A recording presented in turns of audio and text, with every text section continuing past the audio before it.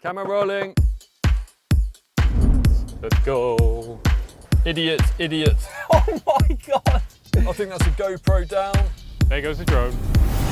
What's the best 4x4 that you can buy? Well, the first thing we should point out is that in some parts of the world, off-roading means this. But in the UK, most of the time, off-roading means this. So, to be the best 4x4 over here, you need to be able to tackle a green lane and the school run. Which isn't easy because lots of 4x4s that are brilliant off the road are pretty terrible on it. And equally, some sporty SUVs that are great to drive can barely tackle a muddy puddle. We've got 3 big hitters designed to be capable off-road, but not terrible on it. We're finding out which offers the best blend of on-road usability with off-road capability. We're also going to be taking a look at these cars' interiors and crunching the numbers to find out their real-world running costs. And finally, of course, we'll pick a winner. So keep watching and don't forget to subscribe to the What Car channel for lots more videos like this one.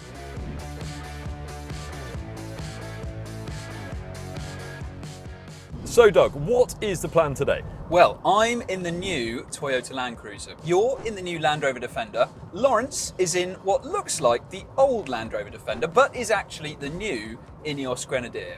We're taking these 3 4x4s from the What Car offices in London down to Marlborough, and on the way we're going to check out what they're like on the road, we're going to look at their interiors, compare aspects of their practicality, and then on the way back we're going there via some green lanes to see what they're really like off-road in the UK. And at the end of all of that, we're going to crunch all of the numbers, including what fuel economy we've achieved, to see which of these 3 contenders is the most recommendable in the real world. Okay, but first, should we grab a coffee?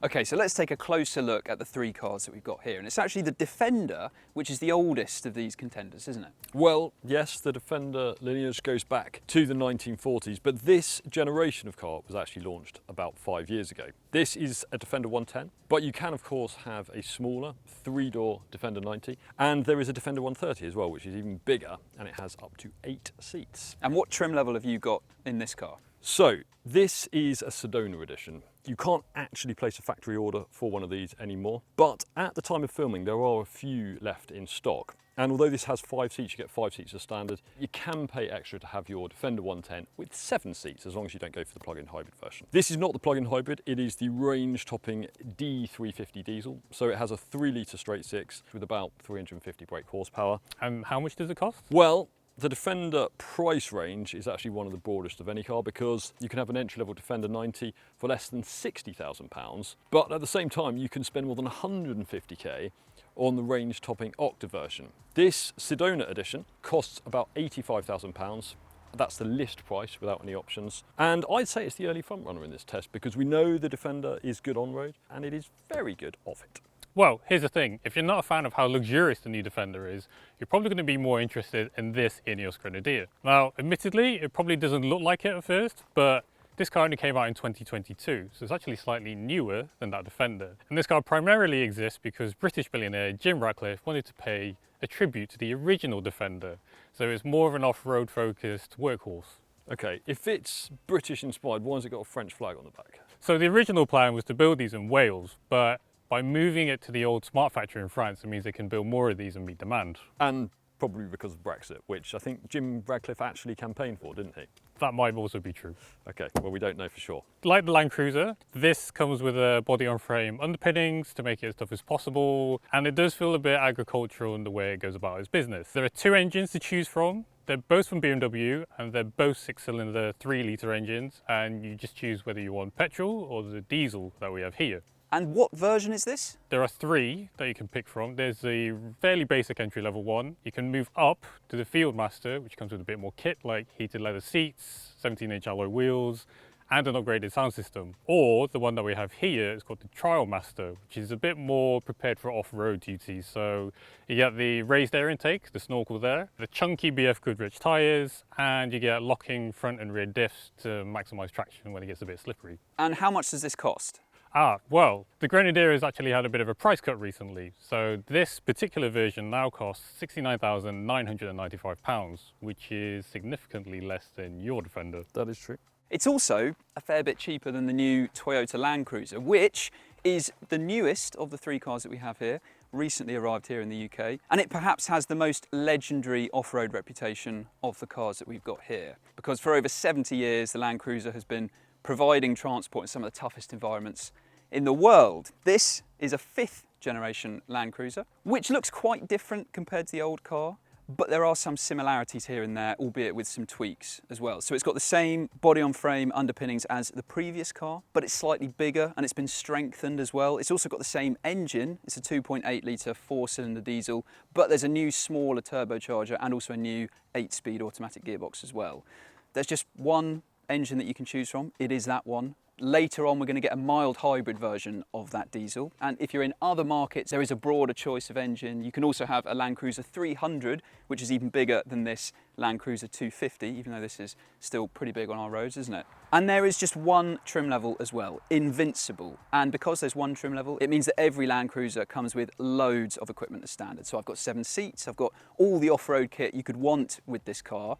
And in fact, the only option added to this one here is this metallic paint. So have either of you got options fitted to your test cars? Well, yes, this particular car has around £8,000 worth of options. So that does drive the price up to a total of £78,178. So that makes it very close as tested with the Land Cruiser, doesn't it? Yeah. What about the Defender? It does have 1 or 2 options. Okay. So it has the Sedona Red Pack as one of those, which gets you that box down on the side there, and also the side steps, a few other things as well. Total price about £96,000. £96,000? That is quite a lot. Wow, okay, so it might be the most luxurious car here, but it's comfortably the most expensive as well. Well, Doug, you get what you pay for.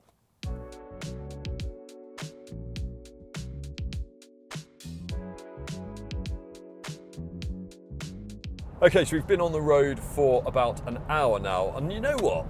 This Defender is really nice on a long motorway journey like this. Okay, it's not the most comfortable luxury SUV out there, it's not a BMW X7, but with optional air suspension fitted, which this car has, it wafts along really nicely at high speeds, despite the fact this car has massive 22-inch alloys fitted. It's also fairly quiet.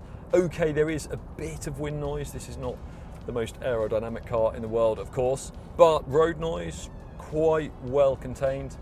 And the engine, it's really smooth, it's strong, it suits the car wonderfully well. On slightly twistier roads, you do notice that there is more body lean in this car than there is in something like an Audi Q7. But again, this is absolutely fine, and the steering is nicely weighted. It gives you a good sense of connection with the front wheel. So overall, this Defender is a lovely car to do this sort of journey in. I'm at the other end of the scale, because in many ways the Grenadier is a bit like the old Defender to drive. So there's lots of engine noise, there's plenty of wind noise on the motorway, and those chunky off-road tyres generate quite a lot of rumble. The ride is also really firm, and that slow, vague steering takes a lot of turning just to get around corners. But I'm hoping that tomorrow, when we start to do a bit of green laning, this starts to feel a bit more at home. So all of these compromises should be worth it. For now though, on the motorway at least, it's definitely not as comfortable or as effortless to drive as that Defender. The Land Cruiser fits somewhere between the other two cars, so it can't match the comfort and refinement on offer from the Defender on the road, but it is more comfortable and it is quieter than the Grenadier inside. You're still thrown around this interior, especially at low speeds, but actually when you're up at a cruise on the motorway, and if the road's pretty flat, then this isn't a terrible car to be in at all. It does though have the least inspiring engine of the three cars here. It sounds pretty gruff, and you've got to work it the hardest of the three cars to get up to those motorway speeds. But really, it's still fine, and at a cruise, it does fade into the background. The steering in this is definitely better than what you have in the Grenadier as well, and this has a new electric power steering setup for this 5th generation Land Cruiser. And on the road, it's all the better for it, really. We pressed on to Marlborough before stopping to take a closer look at our car's interiors. Okay, so this is the Defender, and this is what nearly £100,000 gets you. That is a lot of money, isn't it? Yeah, it's not perhaps quite as impressive at this price point as it is when you're talking about the entry-level Sure. versions. But you know, there are more luxurious SUVs out there. BMW X7, for example, that is in this price range. But there are some fairly nice filling leathers in here. You've got some soft touch materials, and it feels fairly robust, I think, doesn't it? It does. Well put together. Still quite a good level of luxury as well. Yeah, and very functional. Loads of storage. You've got this huge ledge that goes across the whole dashboard.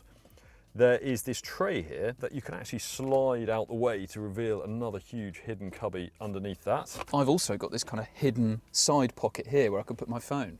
And under here, you might expect some storage, but this has refrigerated storage. So I've got Wow. my samosa in there, keeping cool. Lucky you. For later That's going on. to smell good, isn't it?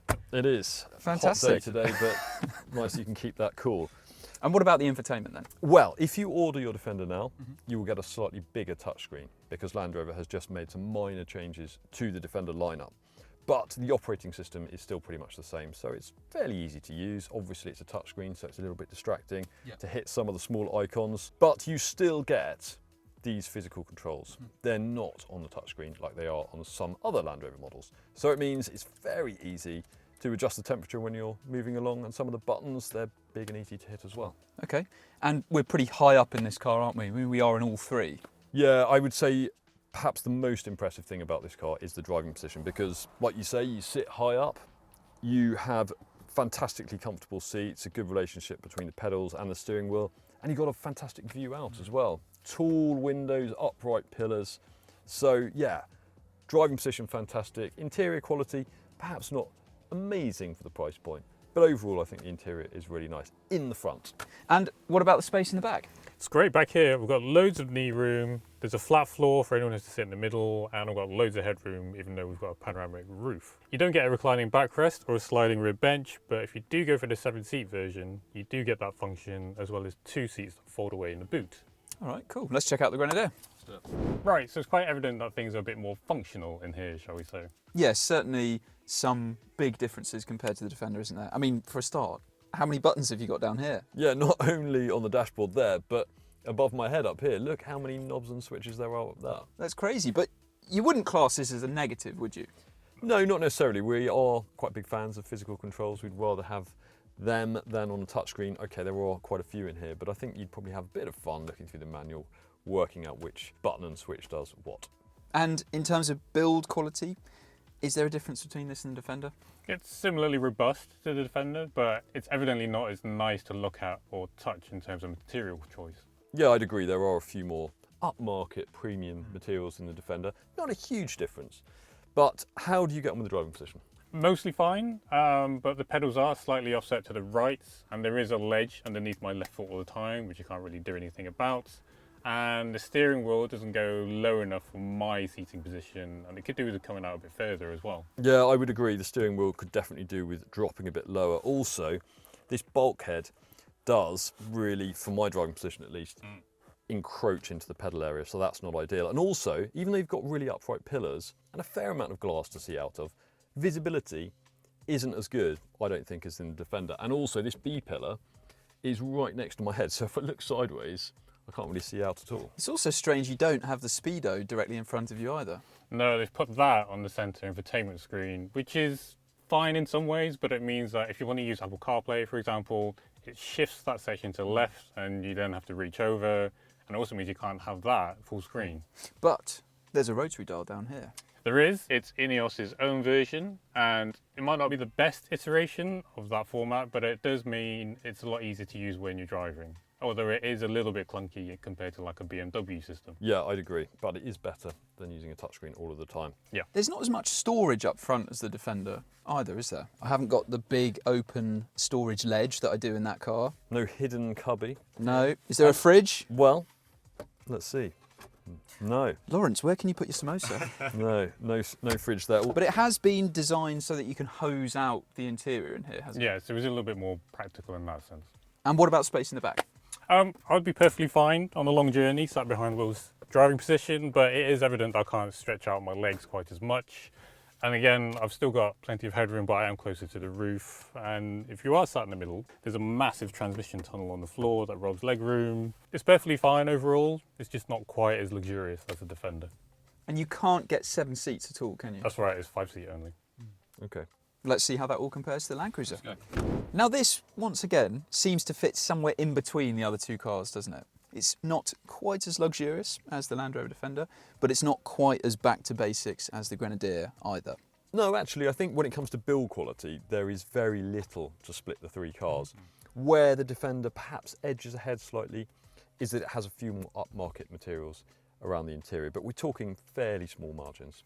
And I mean, there's still a lot of soft touch materials in this Land Cruiser. It doesn't feel like a cheap, nasty model. And certainly if you think back to the previous Land Cruiser, and the interior of that car dated back to about 2009, this is a huge leap forwards from that. Yeah, I would agree. There's nothing between these cars that is going to make you really pick one over the other when it comes to interior quality. You also get some physical aircon controls in here, don't you? Yes, lots of big chunky buttons that are very easy to use, so it's great that you've got that. And lots of buttons for the off-road kit as well. And I love the fact that they've put the volume control under this ledge where the climate controls are, but also there's a small gap between that and the gear selector. I've got to kind of squeeze my hand through to turn it. So but I would say, look how easy that is for me. And also you've got buttons on the steering wheel for that. That is true. I am being picky there. And obviously that's probably set up for a left-hand drive car. Driving position, I would say definitely better than the Grenadier. Not really any major complaints actually. No, I've Comfortable really seats. enjoyed driving it, found it really comfortable. It's the view out that's fantastic in this car, really, isn't it? I mean, you can see right the way down to the bonnet, no problem at all. You've got massive, massive door mirrors, a great view out the back even, and a brilliant 360-degree camera. Yeah, I would say the driving position is pretty much as good as the Defender's. Similarly good view out and very comfortable seats. The only thing that edges the Defender ahead for me is that this car does have an encroachment into the pedal area. Not as bad as in the Grenadier, but it is still a little bit frustrating. Yes, I agree. With a car this big, it does feel a little bit cramped down there. Not to a huge amount, but it's a shame it's not a little more spacious than it is. This infotainment system, really, it's not a huge difference between the other two, apart from the fact, obviously, there's no rotary dial like you get in the Grenadier. It's fine. It's got a fairly complicated layout, but of course it gets Apple CarPlay and Android Auto, so it's not really the end of the world at all. And I've also got an upgraded JBL system in here. And you also have a cool box. I've got a cool box as standard, so I've got a spot for my samosa as well to keep nice and cool on a hot day. And what about space in the back? Similar story to you. In the front, it's fine for me to sit on a long journey, but it is quite evident I've got the least leg room back here, sat behind wheel. Headroom, my head is quite close to the ceiling as well, and I just feel like I'm sat lower to the floor, so my knees are a little bit raised. If you're sat in the middle, there's also another huge transmission tunnel, but there are a couple of advantages with this car in that I do get a reclining backrest if you want to boost comfort, and this car with 7 seats as standard. Knee room, pretty good. Headroom, not so good. I'll be fine for a short journey, I reckon. Yeah, slightly better than the Defender 110. Yeah. On the third row, isn't it? Not as good as the Defender 130. But should we have a look at the boots? Let's do it. Do it. Okay, so let's start with the Defender. And the first thing to point out is obviously you've got this massive side hinge tailgate. And that does require a fair amount of room behind the car to open up. But when you do that, the space inside is okay. I managed to fit 7 carry-on suitcases under this makeshift tonneau cover here, which is basically just a piece of fabric with a bit of space left over for a soft bag or something like that. But for context, we fitted 8 cases in a Ford Puma the other day, which is obviously amazing, is it? a much smaller car. There is a bit of underfloor storage, and obviously you've got that box on the side that can carry an extra 24 litres. And yeah, there's no lip at the entrance here, and you've got a very broad aperture, but it's perhaps not quite as amazing as you might imagine. But I guess there is a lot of room above this tonneau cover here. That is true. If you take this out, which is very easy to do, then you can stack to the roofline. This is quite a tall car. So overall, I would say okay, but perhaps not amazing. How does it compare with the Grenadier though? Let's have a look. Well, like the Defender, the Ineos Grenadier has also got side hinge doors, but Doug, if you could do the honours of opening that one. I see. You do have to open that one first, mainly because it's for quick access. So if you want to pop something in or let your dog jump in and out, you can just use that one. Okay. If you want anything bigger, you can open this one. And that doesn't take up as much space behind the car as the Defender's single huge door, does it? Exactly. And despite a bit of side intrusion from the wheel arches, we still managed to fit 10 suitcases in here with ease, although granted, we don't have a tonneau cover to actually put underneath. So it's not the fairest comparison with the Defender. It's not, but it's pretty obvious, isn't it, that this has a bigger boot than that Defender. It's a taller car, and yeah, you're going to fit a lot more luggage in there than you are in this Land Rover. Okay, well, let's look at the Land Cruiser. Are you ready to be impressed? For starters, you can pop up this rear window here, which is very, very handy, so you can easily reach into the boot without having to open the whole tailgate. And unlike your silly side hinge doors, you can open this like a proper boot. You don't have to have masses of space behind you to do it. And then when it is up, you can see that there's loads of room in the back here. Even with a parcel shelf that is mounted pretty low down in the boot there, I can fit 9 carry-on size suitcases back here. That is pretty impressive because you've got the spare wheel under the car, haven't you? Yes, it perhaps doesn't look as cool as the other 2 cars, but I've still got a spare wheel there, hidden out of sight. And with 9 in here, there's still some space below the parcel shelf. And of course, there's the space above the parcel shelf. And underneath all of this, there's not much underfloor storage, but there's 2 extra seats, don't forget. It is probably worth pointing out though that with all 7 seats in place, there really isn't much room available in the boot. So this looks like a pretty convincing choice to be the most practical in the back. I would say this has got to be the most practical boot, hasn't it? We headed on to our overnight stop, ready for some green laning in the morning.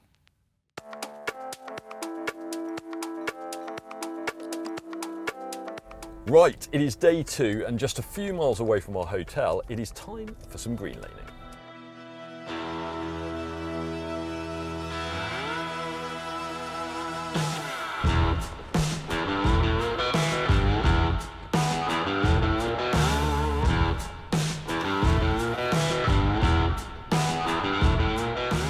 Now, if you were playing a game of off-roading top trumps, then the Defender is probably the card you'd want to have, because if you spec air suspension, which this car has, then it has the most ground clearance, it has the best approach and departure angles, and it can also wade in the most water, up to 90 centimetres. However, although you get a central locking differential as standard on the Defender, and you can pay extra to have an electric diff on the rear axle, there is no front differential lock. And that means in really challenging conditions, not today, it's following the other 2 cars absolutely fine. And this is more extreme than most owners will ever actually do.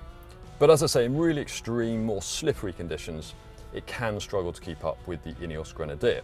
Although, part of the reason for that is that, like the Land Cruiser, this comes with all-season tyres as standard. You can though spec all-terrain tyres from the factory if you want. Okay, I think it's safe to say that on the road, on the way here, the Grenadier is the most compromised out of the 3. But now that we're off the road and on a green lane, this was much more at home. Now granted, it's 24 degrees outside and it's dry, so this car's just taking everything in its stride. But if things get a little bit challenging, I've got this lever down here so I can manually select my low range gearbox, and I've got a couple of modes up here. So I've got a wading mode, which we're not going to need today, and I've got this off-road mode that I've actually selected for what we're doing here. And when that mode's on, that turns off all the electric safety systems and all the parking sensors as well, so that they don't get triggered by all the hedges and branches that constantly go by.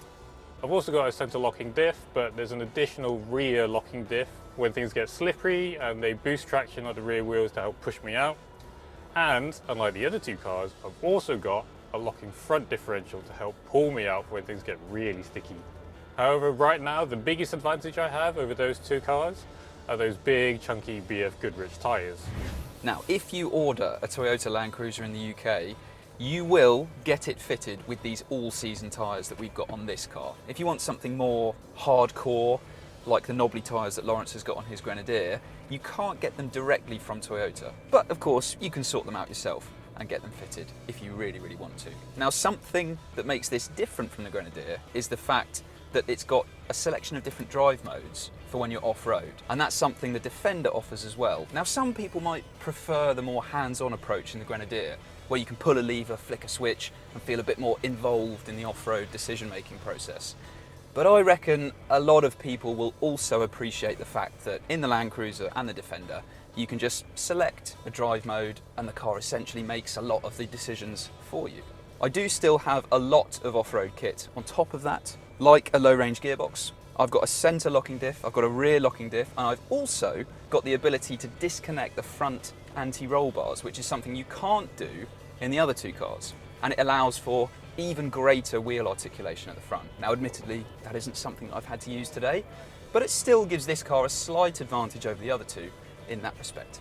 It's also good that not only is the fundamental driving position fantastic in the Land Cruiser, but I've got some padding lower down here, so when I'm getting thrown around the interior, my knees aren't getting bashed onto some hard plastic, which all round helps make this Land Cruiser surprisingly comfortable off-road.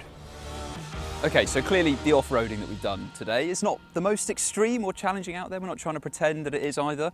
And the conditions have also helped us as well. It's a hot, dry summer's day, but all three cars have managed everything that's been thrown at them pretty easily, haven't they? They have, and I don't think something like a Nissan Qashqai would have been able to do what we've just done. So these cars clearly do offer more off-road ability than a lot of modern SUVs. Good point. The thing is though, before we pick a winner, we need to take into account all the elements of ownership, like reliability and pricing and finance. So why don't we head back to the office and crunch some numbers? Good plan. Okay, so as we've seen in this green laning that we had on this test, all three cars were actually as capable as each other, really, weren't they? Yeah, but I think it's fair to say that the Grenadier, and based on previous tests, was probably the most capable off-road overall. That is true, but for this test, on these couple of days, off-roading, there's not much to split between the cars that we have here. But when it comes to on-road ability, there is a clear advantage for the Defender, isn't there? There is. It has the best powertrain by far. That 3-litre straight six is a fantastic engine. It also offers the best ride comfort. It handles the best on the road. Okay, it's not amazing compared to some modern SUVs out there. And it's a similar story with refinement. There's a bit of wind noise, but compared to the other two cars here, it is extremely quiet, isn't it? Yeah, unfortunately, that's where the Grenadier starts to fall down, because it's easily the noisiest, it's got the firmest ride, and that slow steering you do have to put up with more of the time. It's also the most expensive for private buyers. It's got the highest insurance costs. Fuel economy was the worst with 19.7 mpg. Granted, there was a lot of stop-start driving off-road, but it's still worse than both of your cars. And it also loses its value the quickest. It does, which is where the Land Cruiser and the Defender actually are significantly better than the Grenadier for that. They hold on to their value, or at least are predicted to, much better than that Ineos. The fuel economy in the Land Cruiser, which we calculated using real world costs of what we actually put into the tank over these 2 days, was better in the Land Cruiser than it was in the Grenadier, but at 25.6 miles per gallon, that's not exactly something to shout about massively. But what is in favour of the Land Cruiser is the equipment that you get as standard, because as we said at the start, there's one trim and it is loaded with kit. I've got 7 seats, things like heated and ventilated front seats. It's got lots of equipment, more than what the other two cars get as standard. If we look at PCP finance cost, it's there or thereabouts with the other two. So for the Defender, in terms of fuel efficiency, it was the best, averaged 26.1 mpg, fractionally better than your Land Cruiser on our trip. That's still not particularly great. It's worth pointing out that I've done more than 4,000 miles in that car now on the road, and it's been averaging just under 29 mpg, so still not amazing, but definitely better. Other finance costs to consider are the slow depreciation, similar to the Land Cruiser on that front. And actually, if you're a private buyer, paying cash up front, even though it's quite a bit more expensive than the Land Cruiser, it's likely to cost about the same over 3 years. And that's factoring in things like insurance and servicing costs as well, isn't it? It is. I imagine lots of people watching will want us to talk about reliability for these cars as well, because 2 of the brands in this test are pretty famous when it comes to reliability, aren't they? Yeah, you might say infamous in the case of Land Rover, but surprisingly, according to our most recent reliability survey, the Defender was the second most dependable 7-seater in the entire survey, behind only the Hyundai Santa Fe. And you also get a 3-year unlimited mileage warranty. Okay. That isn't necessarily representative of Land Rover's performance as a whole though, because over a number of years it has been near the bottom of the manufacturer overall league table. And if we're finally seeing Jaguar Land Rover get better in terms of reliability, they're still not able to match Toyota's record over a number of years in all of the reliability surveys that we've done. That is true. And previous versions of the Land Cruiser have also been particularly impressive in that department as well. As standard, you get a 3-year warranty with the Land Cruiser, but you can extend that for up to 10 years and the only thing you have to do in order to get that is service it at an approved Toyota dealer every year. That's pretty impressive, isn't it? Now, we don't have much data when it comes to Ineos, do we? No, because they're relatively new, it's too soon to find out, but the car does come with fairly generous 5-year unlimited mileage warranty. Okay, that is good to know for potential owners. Now, what about safety with these 3 cars? Yeah, that is something that you might want to consider, particularly if you plan to put your family in these cars. They are pretty big after all. The Defender has a 5-star Euro NCAP safety rating. It was a few years ago that test was conducted, but it still gives you a degree of confidence, whereas the other 2, they don't have Euro NCAP ratings at all. So it doesn't mean they're unsafe, but it does mean we can't say with any degree of confidence how well they're likely to protect you or your family in an accident. That's true. Now, picking a winner overall out of these 3 is fairly simple, actually, at the end of all this, do you think? Yeah, I think it's quite obvious the Grenadier does come last in this test. It's a great tribute to the original Defender. It's brilliant off-road, but I do think it's a little bit too niche for a lot of buyers. Yeah, I think we set out the brief at the start of this, didn't we? And we were looking for the car that best blends on-road usability with off-road capability. And I think that has to be the Defender, doesn't it? Yes, I think the Land Cruiser does a better job than the Grenadier of blending these 2 worlds of off-road and on-road, and it is still fantastic off-road as well, but you can't compare it to the Defender in terms of ride comfort. It's nowhere near the Land Rover, and in terms of refinement as well. So the Defender is the worthy winner in this test here. Okay, there you have it. Thanks very much for watching this video. If you want to see another one, click up there and subscribe to our channel while you're at it. And if you want to find out more about this test and every car around, click on that link to go to whatcar.com.